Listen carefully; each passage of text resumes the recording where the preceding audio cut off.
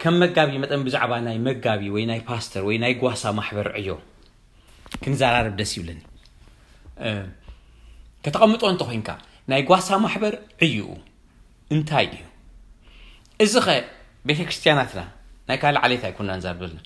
ناي إرتراين بيت كريستيانات دلو قواسا محبرات كزمل أوزلو دو يمسلك انتاي يسرحوا ناي قواسا محبر عيو انتاي كما يجيرو خي نابت عيو كمتس يقبو كابات جامامرو حيزو خخص النعمتي انتاي مبلك اوكي بحد صارقال مبلكوا غواسا محبرس انتاي يسرحوا ممغاب نموغاسيو ممغاب ننفسات ممغاب قال املاح ممغاب يسرحوا اتخمز مساله مغابي يزبلو سلازي كمغب يسرحوا in fact لومي اوربتي سخيرنا لنا دان حوي باستور كنبل كلناس خمزي بوتا سلطان دهبنايو وي اورديند غبرنايو دمسلنا باستر مالت ناي سرح بوتا حدث حد بيت كريستيان اوردين غيراتو انتدا نبيت كريستيان زي غواسل لي خوينو زي مغبال لي خوينو باستر ايكونن سلازي باستر سي ناي سرح بوتا فانكشنال بوزيشن شمت يكونسي مسك سرحو خلو تسرحي معرق ايكونن سرحي انت دا حدا زي تصوعي وهبت زلو حجا منغو صوعان مهلا وهبتن ببينون دي እግዚአብሔር አምላክ በመንፈስ ቅዱስ በመዕዳል ለነፍሱ ከፍሰብ ወህበት ከቦ ይخلي ጽዋዓን ዕዮግን ፍሊብሊ ሓደ ሰብ ወህበት ዘሎ ከምግብ ዝኽእል ፓስተር ከውን ይخلي ለካ በግብሪ አብስራሕሲ ከምግብ ይخلي ማለት ኦርዴን ክንገብሮ ይخلي ንኸውን ሓደ ሰብ ካ ኦርዴንድ ኮይኑ ከሎ ኣብ ቤተ ክርስቲያን ካለ ፓስተር ስለዘሎ ንሱ ካለ ስራሕና ሰርሕ ይነብር ተሊ ኮይኑ ፓስተር ኣይኮነን ስለዚህ ተቀዳሚቲ አምር حسب ابو عمرنا خنعريا زغبانا باستر مخان سلطان ኣይኮነን ቦታ እዩ حجي نحر يمغبال انت بالك حجي مثالي باستر ينبلو اوردين زونه بمنغستيو ببيت كريستيانسي اوردين تخوينو توهيبولو باستر تاوي انت ازي يمغبالو نحر كتبل كوينكا አግሎት ያገልግልናሉ ማለት ካይምበር ተገልግል ታመምጋብ ዲፋይን ግበር ነቲ አብቶ ቤተ ክርስቲያን ስለሰብኽ ጥራይዲው ፓስተር ዝኸውን ፓስተር ምስኮንካሲ ብዙ ሐላፍነት ይዘለካ ኦኬ one of which is ሳዘይትርፍ ምምጋቢያ ነቲ መጓሰሲ ጸጊቡ ይኸይድ ከምዘሎ ዋላውን ካለ ዝምገብ ምግቢ ክሳዕ ዘየለ እዚ አኽለናዩ ወር በኻል ቋንቋ አባላት ናይ ቤተ ክርስቲያን ካሲ ንኻል ኩሉ ትምርቲ በዝመገብካ ምግቢ መወከስ ተጠቂሞም ክሪዎ በሐሱ ትምርት ዘይታለሉ ጊርካ ከተዳሎም በዝመጽ ትምርት ጥዑይ ትምርቲ አሜን እናበሉ እናተ ሃንጹ ዝነብሩ እንተዳ ጌጋ ተማሂሩኻ ምሳኻ ኮይኖም እዚ ትምርት እዚ ጌጋ ይቀበል ዝብሉ ክትገብሮም ክትቀላለካ ምምጋብ እዚ ግን እቲ ፓስተር እዚ ጥራይ ዲስርሑ ኖ ምምሕዳር ቤተ ክርስቲያን ካ ምሕዳር ክብል ከለኹ ቤተ ክርስቲያን ንብረት ኣለዋ ገንዘብ ኣለዋ ነፍሳት ኣለዋ ተውህቦ ዘለዎም ሰባት ኣለዉ ሪሶርስ ኮይም ሰው ሕጂ ነዞም ኩሎም አብቦቶም ከም ዝጠቕሙ ከም ዝሃንጹ ገይሮም ክግለጹ ስለዝገብር እቲ ፓስተር ልዕሊ ምምጋብ ካ ምምሕዳር ኣለዎ እሺ ንመጓሲኡ ክምግብ አይናዩ ደይጠቅም ሓሰር ዝኾነ አይናዩ ቁም ነገር ደለዎ ክፈልጡ ዝኽእሉ ደረጃ ከብጽሖም ካብ ሓሶት ትምርቱን ከድሕኖም ዝኽእል ነገራት ሓቂ ክምህሮም ኣብቲ ምምሕዳር ክንብል ከለና ንምሳሌ ብዛዕባ ህንጻ ንምልከት አው ብዙሕ አትዩሲ ነቲ ከጉድሎ ዶ ይኽእል ብዛዕባ ንምሳሌ ብዛዕባ ገንዘብ ክሳዕ ክንዲ ምንታይ አትዩ ይኽእል በቲ ክሕመዶ ይኽእል ብዛዕባ ምብጻሕን ሰባት ከጓድሎ ድኽእል ነገር ከመይ ገይሩ ሚዛን ክሕሉ ይኽእል እቲ አውራ ዕላምኡ ተዛሪብና ኣለና ካለ ግን አም ምሕዳር ምስመጽ የማሐደር የለካምበር በይኑ የማሐደር አይበልኩን ምስቶም ሽማግለታት ኮይኑ ንቤተ ክርስቲያን የማሐደራ ሕጂ ትዝክራን ትኾንካ ኣብ ግብረ ሐዋርያት ምዕራፍ 10 ዘላ ሐዋርያ ጳውሎስ ነቶም ናይ ኤፌሶን ሽማግለታት ይጸውዕዎ ሽዑ ኣብ መበል 28 ክበጽሕ ከሎ እንታይ ሎ መስለካ ነቶም ሽማግለታት ንዖም ንስኻትኩም ሲ ንርእስኹም ነታ በገዛ ደሙ ዘጥሪያ ማሕበርን ክትጓሲዩ መንፈስ ቅዱስ ኤጲስቆጶሳት ገይሩ ሸይምኩም ስለዚህ ነቲ እዩ ቨርሲል ክትገብሩ ሲ ቶም ሽማግለታት እንታይ ገይሮም አሞዳታ ፓስተራት ይኹም ኢሎ መራሕቲ ይኹም ኢሎ ስለዚህ ምምሕዳራ ወገን ዝዓዩ ማዓይት ኣለዎ ስለዚህ ኢንፋክት እንታይ ይብል መስለካ ፓስተር ሲ ፍላይ ከምዚ ሕጂ ኣነ ኣብቲ ምምሕዳርሲ ዙ ሓደ ኢድ ክህልዎን ይደሊ ወደ ክህሉ ኣይደልን እታ ተውህቦይ ዘተግብረላ ዓድል ክኸፍትሎ ይጥራ ይደሊ ስለዚ እቲ ኣውራ ስራሕ ቀዳማይ ገይሩ ግን ኣብ ሽማግለታት ምስ መፀ ከዓ ከምቲ ጴጥሮስ ነቶም ሽማግለታት ድማ እንታይ ማለት ሓደ ከምኦም ማለት እዩ ስለዚ ኣብ ምምሕዳር ቤተክርስትያን ክንመጽእ ከለና ዝኾነ ዓይነት ስልጣን ወላ ሃዋርያ ይኹን ከም ጴጥሮስ ኣብ ምምሕዳር ምስ መፀ ሽማግለ እዩ ስለዚ ሓደ ኣባል ሽማግለ ኮይኑ ከዓ የመሓድር ወል ብዛዕባ እንታይ ሓላፍነትን ደረትን ብቕዓትን ሽማግለውን ክምህር ዝኽእል ስንሱ ይኮ ስለዚ ኣብ ምምሕዳር ከምኡ ተገበረ ጽቡቕ ግን ኩሉ ሻዕ እቲ ኣውራ ነገር ምእንቲ ክሰርሕ ሓይሉ ዝወስዶ እንተኾይኑ ምምሕዳር ገንዘብ እንተገደፎ ጽቡቕ እዩ ሓይሉ ዝወስዶ እንተኾይኑ ካልኦት ከዓ ዝገብርዎ እንተልዮም ምምሕዳር ንብረት ማሕበር ንኻልኦት እንተገደፎ ጽቡቕ እዩ ኣብ ኩሉ ክበጽሕ ንርእሱ ቅድሚ ግዜ ዕድሚኡ ክሕፅር ክሓድጋ ይብሉን ስለዚ ነቲ ተፀዋዕናሉ ኣውራ ስራሕ ክንሰርሕ ነዚ ክንገብር ኣለና ሕጂ ሓደ ኣገልግሎት ክገብር ጀሚረ ኣለኹ እንደ ዳንኤል ሓዊ እታ ቀዳመይቲ ዝገበርክዋ ዘመሓድሩኒ ሰባት ፀብጻብ ንዕኦም ዝህብ ኣካል ይቆም ሓንቲ ነገር ከይገበር ከሎ ምናልባት ጽባሕ ክትሕተት ኣይደልኒኻ ጽባሕ ከምዚ ገይሩ ገንዘብ ናባይ እንተ ደኣትያ ጽባሕ እዛ ገንዘብ እዚኣ ክብሎን እዮም ከይኣተወት ከላ ዘመሓድሩኒ ሰባት ተገይረ ግን ብዛዕባ ሰብ ተሓተትሉኒ ንጽህናይ ዝገልጸለይ ሓደ ሰብ ኣለኒ ድሓር ከዓ ክውን ሓቂ እዩ እዚ ብምንታይ እዮም ሰባት ዝባላሸው ዘሎ ሓደ ካብቲ ንመንነቶም ዝምርእ ዘሎ ገንዘብ ናባኻ እናቕረብካ ተመፂኻ ፍቅሪ ገንዘብ ንኻልእ ከምዘይ ትርኢ ገይሩ ኣዕዊሩ ካብቲ ኣውር ዕላማኻ ሸት ክትከብለካ ይኽእል እንተ ደኣ ፀብጻብ ከም ትብል ዘፍቅሩኻ ግናኻ ከይናሓፉ ድኻምካ ዝንግሩኻ ምምሕዳር እንተቆምካ ግን ብንጽህና ኣገልግሎትካ ክትምልእ ትኽእል ኢኻ ስለዚ ምምሕዳር ይምልከቶ እዩ ግን ባዕሉ ደረት ክፈልጥ ይግባእ ኣነ ኣብዛ ጌንት ዘላ ቤተክርስትያን እንታይ ብሎ መስለካ ኦቶኖመስ ራይት ኣለኩም ኣነ ኸይለ ኩሉ ውሳነ ክትገብሩ ትኽእሉ ንሶም ይደልዩ ንኩሉ ሻዕ ምሳና ኹን ኣብ ስነ መለኮታዊ ሕቶ ዝኾነ ድሓን ክምልስ ምሳኹም ክኸውን ደሊ ኩሉ ሻዕ ግን ይደልዩኒ ራእይ ክህልወካ ነቲ ዝረኣኻዮ ራእይ ምስቶም ሽማግለታት ምስቶም ጥራይ ዘይኮኑ ኸመን ሙሉእ ጉባኤ ናይታ ማሕበር ኮንካ ስለተተግብሮ ነቲ ዝረኣኻዮ ራእይ ከተተግብር ምእንቲ ኩሉ ሻዕ ክትዛረብ ኣለካ ጥበብካ ክህልወካ ኣለዎ ከተእምን ትኽእል ኮንካ ክትዛረብ ኣለካ ምእማን ከዓ ሓደ ካብቲ ክነግረካ ሰባት ከኣምኑ ቃላትና ኣይኮነ ዝኣምኑ ንታሪክና ይርኢዎ እዮም ዝእመን ሰብ ድዩ ሰብዚ ከም ዝበሎ ክገብር ፀኒሑ ድዩ ስለዚ ታሪክና ዓብይ ሮል ኣለዎ ኣብቲ ፓስቶራል ሊደርሺፕ ንሓና ተኣመንቲ ኮይና ተሰማዕቲ ኮይና ራእይና ከነተግብር ገሊኦም እኮ ራእይ ለኒ ብሉኻ ትምልስ ኢልካ እንተሪኢኻዮም ብዛዕባ ናይ ቆልዑ ራእይ ለኒ ይብል ናይ ቆልዑ ራእይ ኣይገብረን ኣይተግብሮን ሕጂ ከዓ ናይ መንእስያት ራእይ ለኒ ናይ መንእስያት ዕዮ ከዓ ይፍርስ ነኑ ሽማግለ ኮይኑ እየ ሕጂ ከተግብር ዘለኒ ከመይ ኢልካ ተኣምኑ ንክልተ ታሪክ ተመሊስካ ርኢኻ ስለዚ ሕጂ እቲ ፓስተር ዝበሃልሲ ዝእመን ታሪክ ተልይዎ ኮይኑ ገሊኦም እንታይ ይመስለካ ንምንታይ እዚኣ ተቕሳ ኣለኹ ገለ ፓስተራሲ ሽማግለታት ምስራሕ ይኽእልዋኒ ኖ ሽማግለታት ክትሰርሕ ዝገብሩኻ ጥዑይ ስራሕ ክትሰርሕ ዝገብሩኻ መዓይትኻ ፀላእትካ ጌርካ ምውሳድ ፅቡቕ ኣይኮነ ጥራይ ነቲ ዝረኣኻዮ ብኣገባብ ብትሕትና ብፍቕሪ ብልዙብ ቋንቋ ንገሮም ኢኻ እንተ ደኣ ከምዘይ ትሰርሕ ነቲ ቁኑዕ ስራሕ ኣምላኽ ከምዘይ ትሰርሕ ገይሮም ዓፂሙኻ ኣብ መወዳእታ ተሓትት ክገብሮም እግዚኣብሔር ግን በተሓደው ግን ከዓ እንተ ደኣ ልዑላዊ ስልጣን ናይ እግዚኣብሔር ተኣምን ኮንካ ንሱ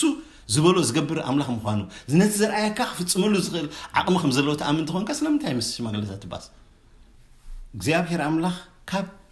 እናዓየሉ ዕዮ ንላዕሊ ምስማዕና እዩ ዘገድሶ ብዛዕባ ጉዳይ ከይተሰማዕና ሓደ ዕዮ ካብ ክንዓይ ዕዮ ክሰርሕ ኢልና ካብ ከይንሰማዕ ነቲ ዕዮ ገዲፍና ክንሰማዕ ዝያዳ የገድሶ ምክንያቱ ሕብረትናን ምስማዕናን ንሓይልና የርብሖ እዩ ኢፌክቲቭ ኢና ንኾን ኣድማዕቲ ኢና ንኾን ስለዚ እታ ቀዳሚቲ ከይተሰማዕና ናብ ካልእ ዕዮ ከይንኸይድ ፅቡቕ እዩ እቲ ህዝብኸ እንታይ ክገብረሎም ይግባእ ዝገርመካ ሕጂ መብዛሕትአን ማሕበራት ብማሕበራት ዝኸፍሎም ፓስተራት ኣይመሓደራን ወይ ምርሓን እንደሎ እቲ ህዝቢ ስደይ ከፍሎም እዚ ጽቡቕ ኣይኮነን ስለዚ እቲ ህዝቢ ከምቲ ጽሑፍ ዝብሎ ነቶም ዘገልግሉ ዕጽፊ ክብሪ ይግብኦም እዩ ዝብል ስለዚ እዛ ኣገልጋሊሲ የገልግለኒ ኣሎ ከኽብሮለኒ ወል ካልእ ተዘይገበር ኩሉ ፖስት ካርድ ጽሒፈ የፍቅረካ ኣብቲ ናትካ መጓሰ ይጓሰ ስለ ዘለኹ ሕጉሴ እዚ ኣብ ህይወተይ መጺኡ ዘሎ ለውጢ ኣብ ትሕቲ መጓሰኻ ስለ ዝተጓሰኹ ኢሉ ከመስግኖም እዚ መማሰው ትኹኑሳ ማለት እኮ መማሰው ይኸውን ካብኡ ንላዕሊ እንትኸይዱኻ ኣብ ገዛ ዓዲሙ ስብሓልቲ ቤቱ ነፍቅረካ ምዃንና ክንነግረካ ይንዓዲምና ካተበሉ ይኽብሮ ይኮነን ዘሎ ንኻልእ ዕዮ ንኻልእ ተወፋይነት ህይወቱ ክህብ እዩ ዘተባብዖ ዘሎ ስለዚ እንታይ ምበልኩ ማሕበራት ሲ እቲ ህዝቢ ንኣገልገልቱ ምእንቲ ብዛዕባ እቲ ፕራይቬት ኣሳይመንት ንብሎ ናይ ደቆምን ናይ ዘቤታዊ ሓላፍነቶም ከይተጓተቱ ብምሉእ ሓይሎም ከገልግሉ ከምቲ ደቆም ደቀይ ማለት እዩ ደቀይ እቲ ምእመን ኣብ ጽቡቕ ቤት ትምህርቲ ዝመሃሩ ደቁኻ ጽቡቕ ቤት ትምህርቲ ክመሃሩ ከም ዘድልዮም ከምቲ ሕክምና ዘድልየኒ ሕክምና ከም ዘድልዮ ክሓስብ ከምቲ ኢንሹራንስ ከምቲ መጓዓዝያ ከምቲ ዝነብረሉ ገዛ ዘለኒ ዝነብረሉ ገዛ ከም ዘድልዮ ብዛዕባ ኣገልጋሊ ክሓስብ ክንደይ ጽቡቕ ሕጂ እንታይ ምስለካ ዳናሕወ እቲ ጸገምና በቶም ዘውደልድሉ ፈተውቲ ርእሶም ንብረትን ገንዘብን ቤተክርስቲያን ብጌጋ ዝጥቀሙ ኣገልገልቲ ዝተጎዳእና ስለ ዝኾንና ነቶም ቁኑዓት ኣገልገልቲ ምስኦም ሓዊስን ዓሚፅና እዮም ኣለና ስለዚ እቲ እግዚኣብሔር በብናህና ይክሓተና ነቲ ኣገልጋሊ ከም ኣገልጋሊ ክሓቶ እዩ ነቲ ምእመን ከዓ ከም ምእመን ዝግብኦ ገይሩ ኣይገበረን ክሓቶ እዩ ስለዚ ብዛዕባ ኣገልገልትና ሓላፍነትና ብዘይ ምፍጻም ከይንውቀስ ምእንቲ ኩሉ ዝግባእ ክብሪ ንኣገልጋሊ ቤተክርስቲያን ክንገብረሉ ይግባእና ከምዚ ኮ ስለ ዝገበረ ድባል ነገር የለን ስኻናትካ ጥራይ ትገብር ሓላፍነቱ ድሓር ምስ ባዕሉ ድሕተተሉ ክሕተት እዩ ያሬድ ጥራሁን ትፈልጦ ዶ ትኸው ትዘረቡ ይገርመኒ ሓደ መዓልቲ እንታይ ኢሉሲ እንተ ደኣ ብጻይካ 100 ካብ 100 ተጋጊዩ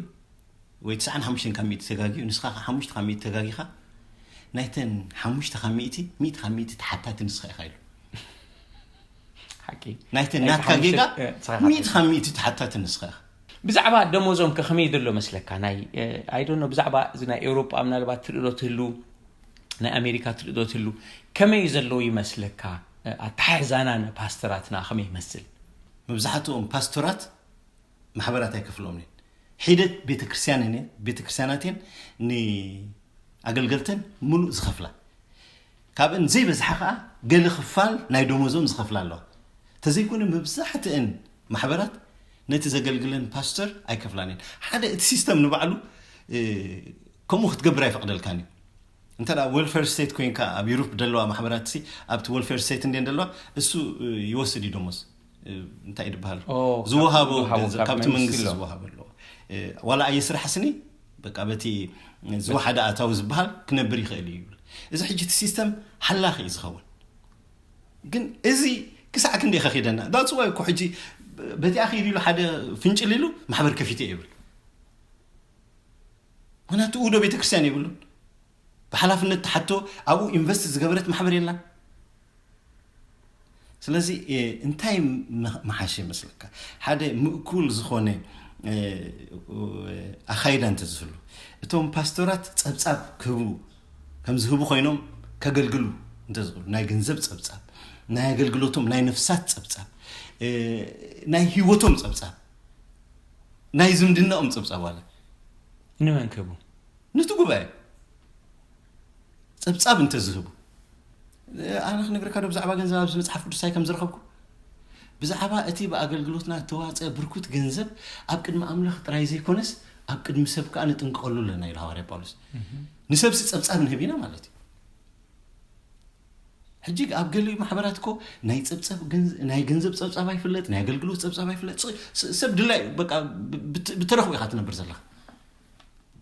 ስለዚ ፀብጻብ ምእንቲ ክንሓቶም እተን ማሕበራት ዝኣክል ገንዘብ ከፍሎም ጽቡቕ እቲ ካብቲ ዘሎ ንላዕሊ ከይገበርካ ካብቲ ዘሎ ከዓ ንታሕቲ ከይገበርካ እቲ ማእከላይ ደሞዝ ኣብ ከባቢኻ ፈሊጥካ ዋላ እውን ሴቭ ክገብር ከም ዝኽእል ጌርካ ንኣገልጋሊኻ ምኽባር ጽቡቕ እዩ ንሕና እኮ ክነግረካ ምሕንቃቕ ኢና ጸሊእና እቲ ገንዘብ ማሕበር ምጽል ብጌጋ መንገዲ ዝጥቀሙ ሰባት ኢና ንጸልእ ዘለና እምበረ ክጥቀሙ ኣገልገልቲ ጸሊእና ኣይኮና ኣገልገልቲ ክጥቀሙ ኣለዎም እምበረ ኢንፋክት ሓደ ካብቲ ኣብ ዕላማ ኣብዚ ልበይ ዘሎ ራእሲ እቲ ዘገልግል ኣገልጋሊ ከይተሸገረ ምእንቲ ከገልግል ዕድል ክኸፍተሉ ኣነ ነዚ ህይወተይ መስዋዕት ክገብራ ዋላ ለማ ንኽእየር ይሓስብ ኣለሁ ምንትቶም ዘገልግሉ ከገልግሉ ገንዘብ ሲኢኖም ድሕር ከይብሉ ምንቲ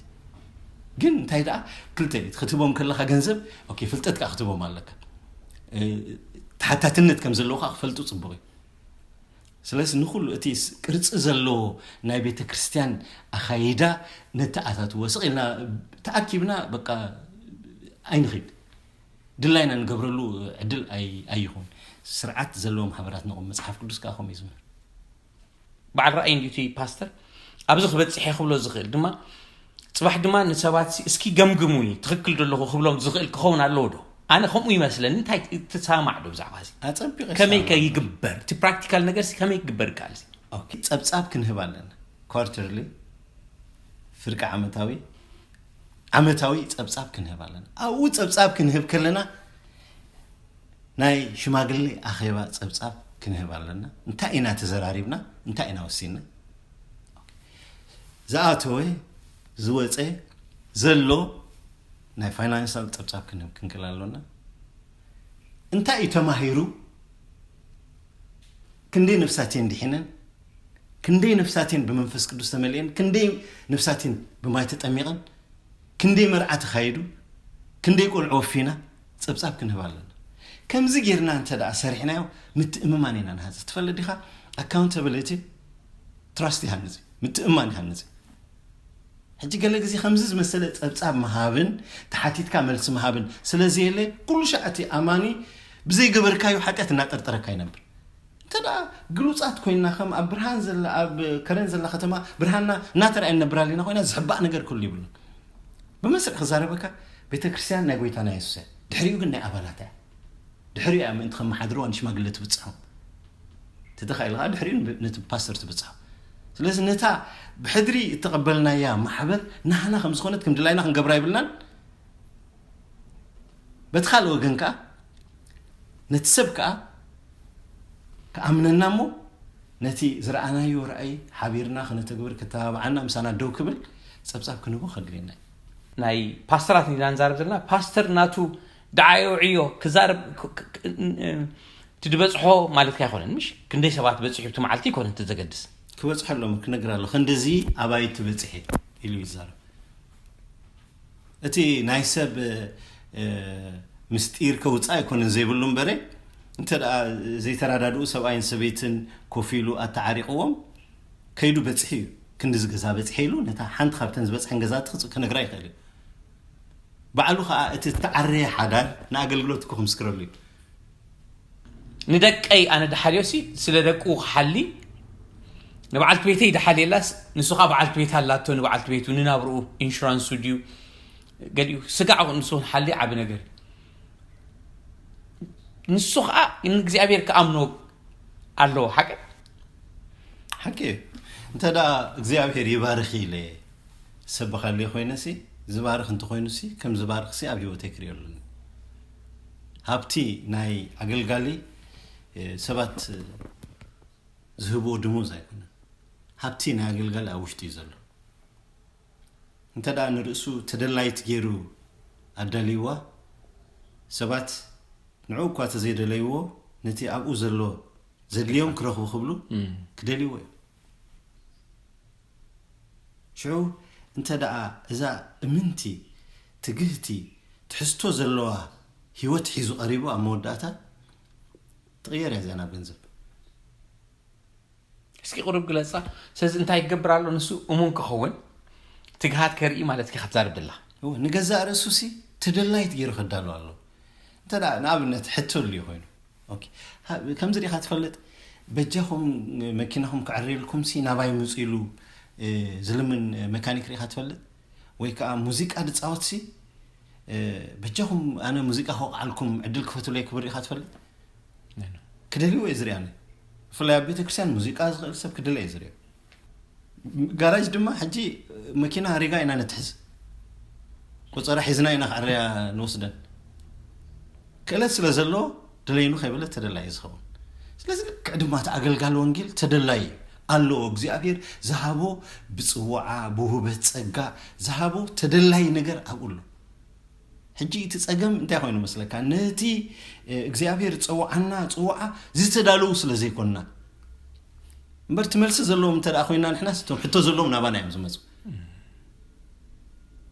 አዲ ክትዕብየን ከላ እንታይ ላ መስለካ ዳንኤል ሃዊ ሃብቲ ገንዘብ ኣይኮነን ሃብቲ ሰብ እንተ ደኣ ኩሉ ሰብ ዝቕበለካ ኮይኑ እዚ ናብ ገንዘብ ክቕየር ቀሊል ነገር ኩሉ ሰብ ዝኣምነካ ኮይኑ ስለዚ ቶም ኣገልገልቲ እንተ ደኣ እሙናት ኮይኖም ኣብታ ሰብ ዝደልዮም እኒኹልካ ኢሎም መፅዮሞ ኣብ መወዳእታ እዚ ጸጋዚ ሞጎስ ይዝኸውን ስለዚ ክቕየር ጸገም ይብሉ ከምታ ድበልኩኻ ድማ ሃብቲ ኣገልጋሊ ኣብ ውሽጢ እዩ ዘሎ ኣብ ባህርያት እዩ ዘሎ ኣብ ጥበቡ እዩ ዘሎ ኣብ ፍልጠቱ እዩ ዘሎ ስለዚ እንተ ደኣ እዚ ኩሉ ልይከ ኮይኑ ገንዘብ ክቕየርስ ብቐሊሉ እዩ ዝከኣል ስለዚ ሰብሲ ከም ኣገልጋሊ ገንዘብ ክደሊ ይብሉ ንኣምላኽ ከኣምኖ ኣለዎ ነቲ ፀዋዓን ይኣምኖ እዩ ንዓይ እንታይ ንምስለካ 2008 أنا سرحة كخسر حالك إسخا سرحي ليل بيتك خسر حالك إسخا سرحي ليل حجي نزي بيتك بزعبا بيتك حسب كله أسيني هنايتو بيتي سرحة سرحي الله واو انت حق نقرأك እግዚአብሔር زبارخو سب زنبر هيوتي زنبر حدا ጊዜኹም ኢሎም ጻዓዱ ኮኻት ኣብ ደቡብ ኣፍሪካ ኣተሲዩ መጊብኒ እቶም ጻዓዱ ኮኻት ግዚኡ መስእኸሉ ጸለምቲ ኮኻት ኣተሲለ حواتي أتسيلي كابدك حزبي أتسيلي لازم እግዚአብሔር ክንአምኖ ጥራይ ዘለና ሕጂ እንታይ መስለካ ዳንኤል ሓወት ገንዘብ ዕላማ ዝገበረ አገልግሎት አይንግበር ንሰብ ነገልግሎሞ እቲ ዘገልገልናዮ አገልግሎት ገንዘብ ቀየር ከሎም ሪና ይመስለና ይኸም ብዙሕ ቀዳድልና ካብ ካልእ ሰብ ንላዕሊ ቀዳድልና ይድምስ ካብ ካልእ ሰብ ንላዕሊ ትሑት ገንዘብ ዘለና ይድመስለና ኣነ ኣሜሪካውያን ምስ ሃይት ሰርሑ ኣለዉ ነው ገለ ነገር ክመጽእ ከሎ ክህቡ ከሎ ኢዶም ክዝርጋሕ ከሎ ሪዮ ካብ ማንም ሰብ ንላዕሊ ሞ ይብሎም እንኩ نحنا ولا تدمسلناهم يا عبد خمسة جبركون سيز ولا عقل جيل كاسي يقبل دلي اتسب من بنت بلخ زي هبطو هنا كتنكو هاد بالك تزي مساك እግዚአብሔር ይሰርሐካሉ ማለት እዩ እምነት ይመረካሉ ሰዓት አምላኽ ምስ ኣኸለ ክትሪኻ ኩሉ ደጌታት ይኸፈት እቲ ግዜ ዝስርሕሉ እግዚአብሔር ምስኦም ጉዳይ ኣሎ نعم امنتي مرام الله كير خبكا بمسواتي مقلقال كم زكال كأمنو منتي جزي يسرحهم الله تفلت ليخا دانيال حوي مسيل كا بقلقلوت اتويل كا كل سب زفلطو كل سب زحالي لوخت كون يتخيل ليخا جن بجزي انها تفلت كا فلاك انها كا انتجريتي حليخا ناتكا كنو مسمر حليخا انت دا تمالا لسريهم خا سبات ان امنوخا ابي وت كان ابقلقلوت كان كفرو نادليو يمسخدو እጂ አነን ህዝብና አይጠራጠሩኒ አምኑ ለጋሲዩ ጻዱ ጥራይ ኮኖም ሃያባት ግን ዘአምኑ ሰብ ስለዝደልዩ በቲ ዘሃብዎም ክዕምጽዎም ስለዝራዮም ሰባት ኢዶም ዝእክብ ዘሎ ተዘይኮነ እሙንነትኮ ነቲ ወሃቡን በረኸቲ ወረት ጽሑፍሲ ካብ ምቅባልሲ ሃቢ ዋረኽ ምክንያት እንታይ መስለካ ክትህብ ከለኻ ንስኻት ሕጎስ ክትህብ ከለኻ እቲ ጎደሉ ዝተመለሰ ቢሕጎስ ክትህብ ከለኻ እቲ ጎደሉ ዝተመለሰ ምስጋና ሒዙን እግዚአብሔር አምላኽ ናብ እግዚአብሔር አምላኽ ይቀርብ ስለዚ ምስጋና አምላኽ ይዓይሎ እግዚአብሔር ይሕጎስ መላእክቲ ይሕጎሱ ሂብኒ ክስቶይሎም ክዛረቡ ከለውዶ አድሰምዑ ሕጎስ ስለዚ ሁሉ ሕጎስ ተፈጥረሎም በመሃብ ስለዚ እቲ ናብታ ነጥኻ ክመጽእ ግን ሓደ ግዜ ኣነ ኣብ ደቡብ ኣፍሪካ ከለኹ ሓቂ ክነግረካ ኣለኒ منتي زبلع خركب أبتقادك حزبي كون زمرس كل جزينير كسع كندزي ولا حنت زي نبرن جزينير كن كل التحوات هيرسو عمني مساي مسيهم كصلي خلوه درتا معلت جن أوش تعسرت معلت سي خابسل زي بلوس نام مكينة زلاتو تغيرنا بعسرت معلتي أوش تعسرت معلتي كاب جنزب زي بلو على ماكينة زلاتو سب تغير سلازي እግዚአብሔር ግዚኡ حليو يسرح سلازي اتي املاح كاب نعنا زغبرلنا نحنا سلا نقدسو نعنا قرصنا وشتنا عريو جزء يوسدي كاب أنا غيرو زعيو نحن أصلا نقدسه أنا خسر حنا يدلي حجي أبتا أنت زخونا نقدر أنت حابني نحواتي زين عكلان زي عبيلان كنتات كبتصح ما أنتي كحسين نيرو قفلي كالقسلي نيرو بتحتنا خنبر تجزي خنبر أنت رخبكو أنت زي رخبكو تحتي لخنبر بقنا عنا خنبر أبزخل لا درجة خبتصح دلي نيرو سلازي إذا عقل قالي زسنا لو جزيلو هو بس أني للهاري باولس بتميت قلب غلط تميت مالتكو انجيرا دبلع مسأن مالتي بعرقانكو خدان زي بلو مخان مالتي فلس خما قلقلت نفتنا له غزي هو غنا موداتا امنتنا زعابين له غزي ስለዚህ አና خسرحنا خدل خلو دان حوي نصبنا ወይ ስለዚህ غزي نصب مالتي ኣብ ሓደ ደረጃ ምስ በጽحنا ግን አምላኽ በቋራጭ መገዲ زي تصبنا وبرخت غيرو خبارخنا كم تزبلكو خدما انت እግዚአብሔር ይባርክ ይለዛርባል ኮይነሲ እግዚአብሔር ዝባርኮ ኮይነ ክዛረብ ከለኹ ይዛሓይሽ ንእግዚአብሔር ዘአምን ኮይነ ክዛረብ ከለኹ ይዛሓይሽ ቅድም ሕጁን ክንዛረብ ከለና ፓስተር ዖባ ስላሴ ለካስ ዖቢት በለኒ ይልካኒ እዚኣ ካበይ አምጪኻያ ካበይ እዚኣ ተማሂርካያ ምክንያቱ ገለ ሰባት ፓስተር ክባህሉ ከም ደሎ ይድርድኦ هو حجي تي حدا جزيسي رحقات يفتريو تي معرك ويكاتي شم كبريني نحن لو بقدم شم كازم طبقوسي كاب حوات كاي فليك كاي مقلول قال اي قبرك كان حجي انت تخايلو حونت اندي تزعبي حوات سلازخنا بشمنا خنتصاوع خني يصبو مسلك እዚህ ምናልባት ነቲ ዘገልግል አገልጋልሲ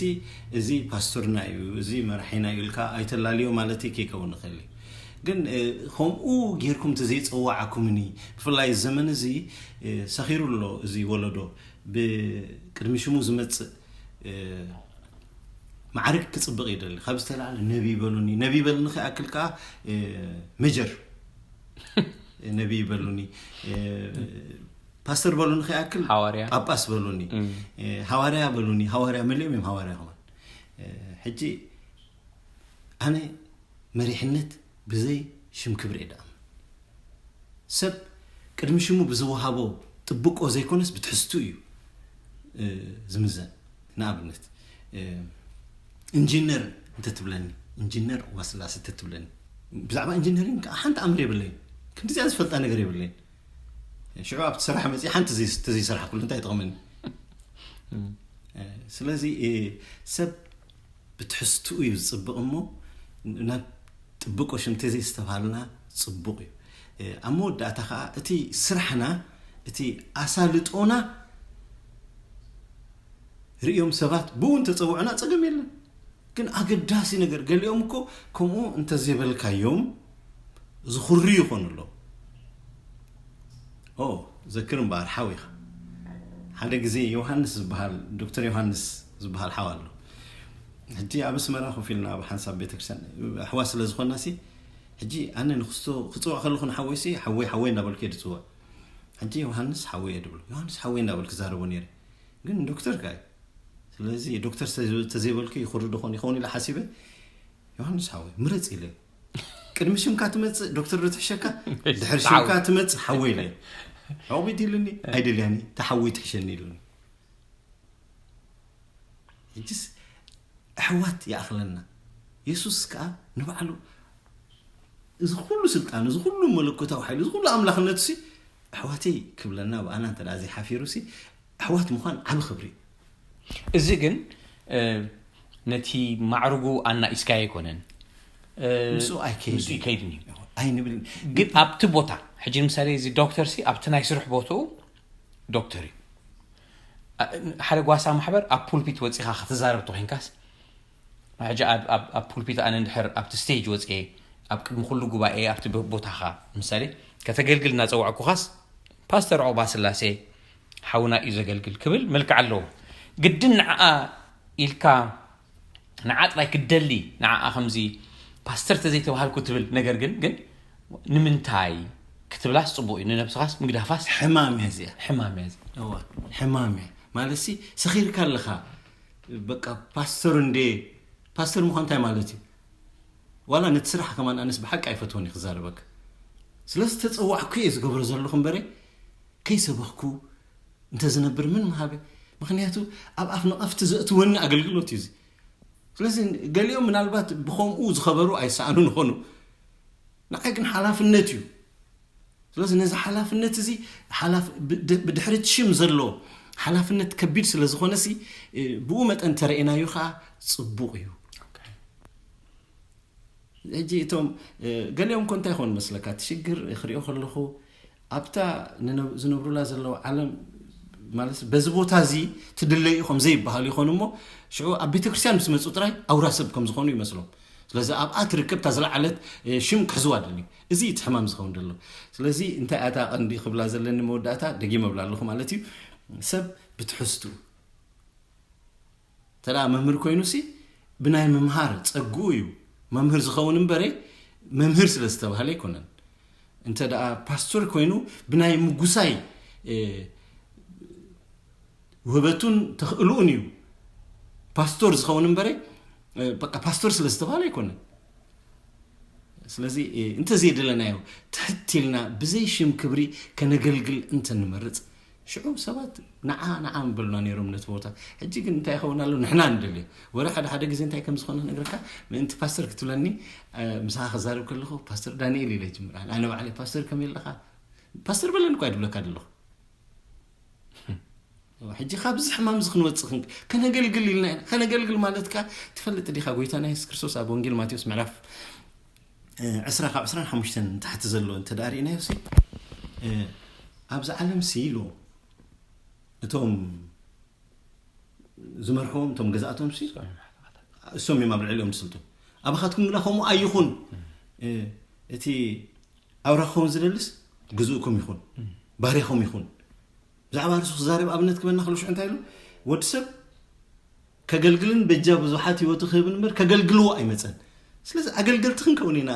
ፓስቶራት ንኸውን ምግልጋል ከዓ ብመንፈስ ደንፈቶ ቃል ባርያ ኮይና ማለት ባርያ ናይቲ ነገልግሎ ኮይና ከነገልግል ይዘለና ክብሪ ድጽዋዓልና ክነግረካ ባይዘ ወይ ኣብ ቤት ኣምላኽ ዘይርከቡ ነገራት ኣለው ክነጥሪዮም ጥራይ ዘለና ማለት ተዘይበልኩም ምን ንዓይስ ፓስተር ተዘይበልኩም ኢለስ ፓስተር ኣይከውኒ እንተዳ ኣገልግልዮም ግን እርን ይገብሮ ዲኻ